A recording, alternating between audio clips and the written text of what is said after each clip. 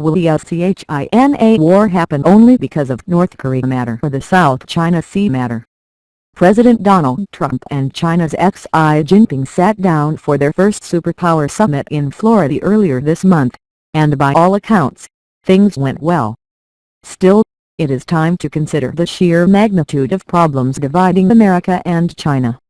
A nuclear North Korea, the East China Sea, Taiwan, and now trade all loom large as both leaders attempt to get a sense of one another and who they will almost certainly be working with, for better or worse, over the next few years.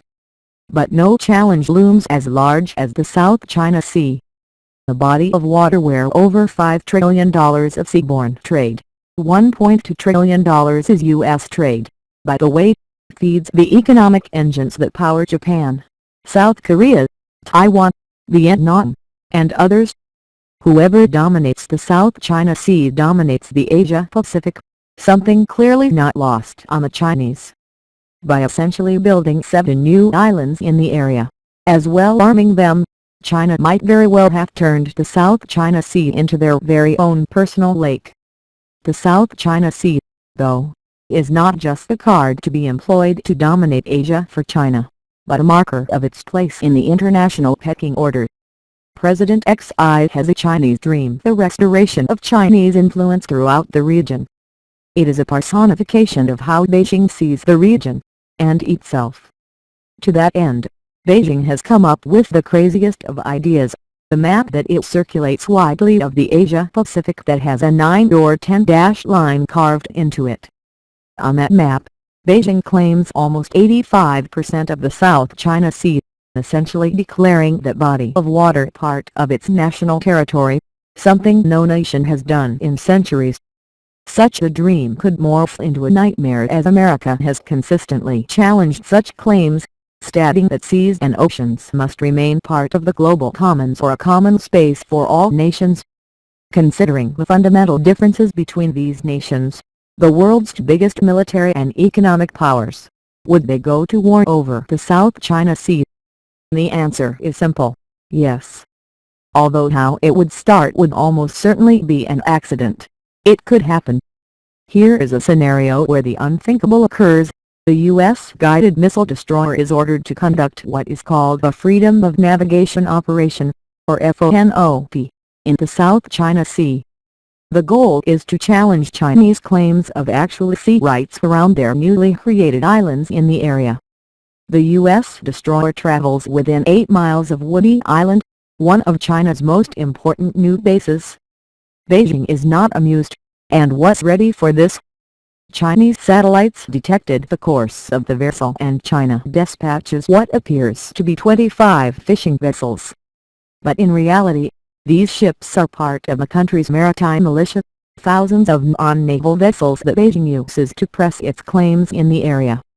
Many of these so-called fishing ships have massively reinforced hulls for ramming. Their fuel is subsidized by the Chinese government for long-distance travel, as well as guided by Chinese-based GPS systems provided by Beijing.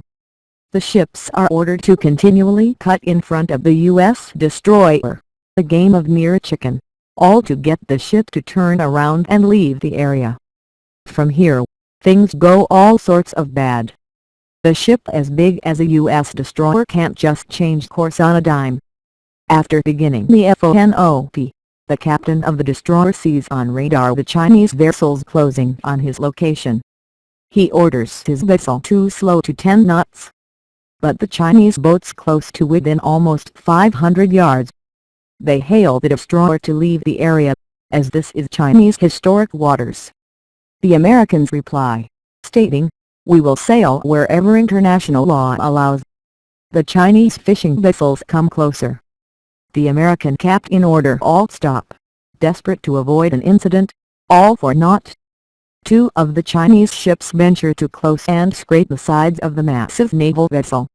Both their hulls are damaged dramatically and sink within 20 minutes.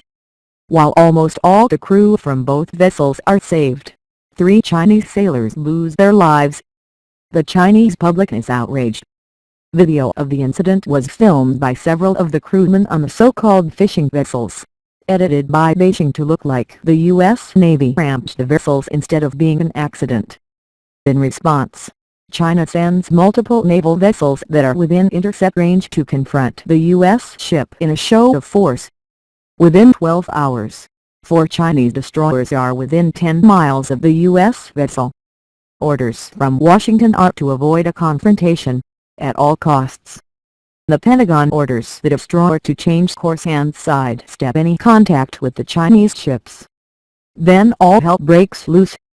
A Chinese sailor aboard one of the vessels detects what he thinks, but we find out later the lack of sleep causes the officer to misread his instrument panel.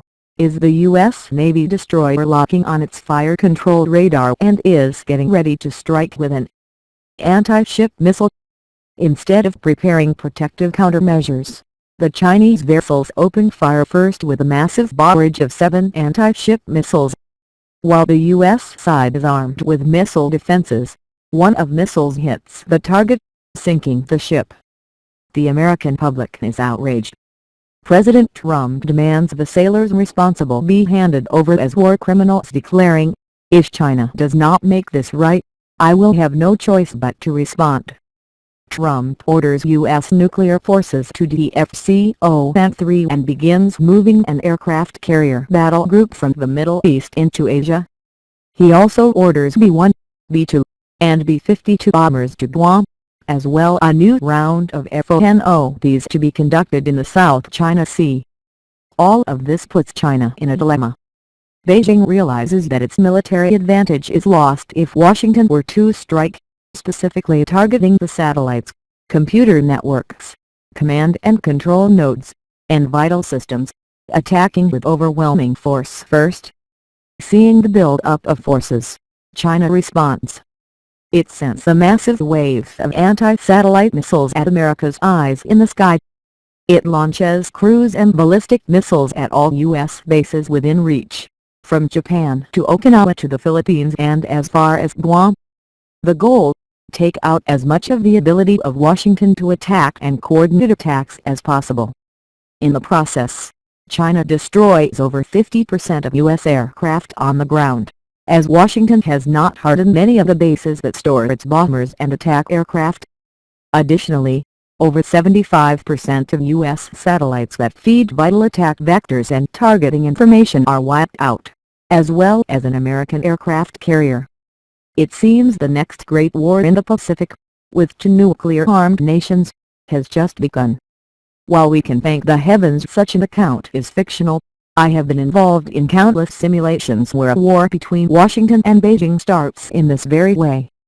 From the above, it would only get worse, as both sides would need to determine the scope of the conflict, and if nuclear weapons were to be used.